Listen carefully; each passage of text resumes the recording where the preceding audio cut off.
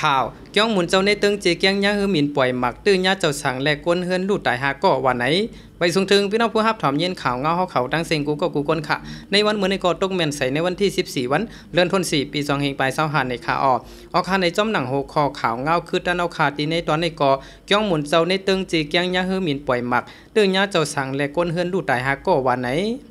เมื่อวันที่12วันเดือนธันวาคมปี2025ย้ำไว้วันตับซึกมันเอาฮื้อหมินปล่อยหมักใส่เกี้ยงหมุนเจ้าแก้คาดในจะเว้งตีเปยินตึงจีแก้งตื้อยาเจ้าสั่งลู่หล่อน3ป้าและก้นเฮิรน2เกาะโฮม5เกาะและลู่ตายกว่าในเยาภูมิบุญพรอันจอยแถมก้นปลายเพชรตีตึงจีแก้งลาดว่าเมื่อวันที่12วัน4เดือนปี2025ย้ำไว้วันหมอก1โมงนั้นเฮื้อหมินมาปล่อยหมักใส่ตีเกี้ยงหมุนเจ้าแก้คาดตื้อยาเจ้าสั่งลู่หล่อน3ป้าลูกเห็น1เกาะและก้นปลายเพชร1เกาะ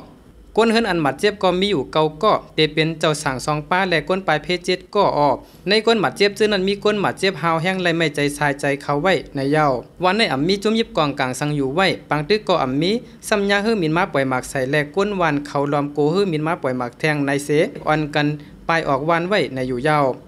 จุ่มผายค้นคว้าอันร้อนแล้ว ISP เมียนมาปืนเผาไว้เมื่อวันที่10วัน4เดือนปี2025ว่ากวนเมืองโฮมตุ่มและโทเพแผ่นดินไว้เมื่อวันที่28วัน3เดือนปี2025นั้นเฮาแห้งไว้อยู่เซต้าแทงภายนึงก็ซึ่งมันเอาเฮือมินปล่อยหมักตกใส่ก้นเมืองเขาอำถาดอำไว้ในคาเอาคาอันนี้ก็เลยฮู้จอมข่าวเงาคืออันเอาขาตอนในเกาะอันเกี่ยวกับเรื่องจ้องหมุนเจ้าในตึงจีเกียงยาเฮือมินปล่อยหมักตื้อยาเจ้าสังและก้นเฮือนลูดตายในก็มีหนังในคาข่าวเงาตอนในก็เขาเลยอ้างอิงเอามาติจุ่มข่าวใต้ทีวีออนไลน์เตรียมต่างไว้คาเย็นจมถึงกูก็กูก้นซื้อมารับถอมยินปันแห้งข่าวเงาอยู่ค่ะไม่ทรงค่ะ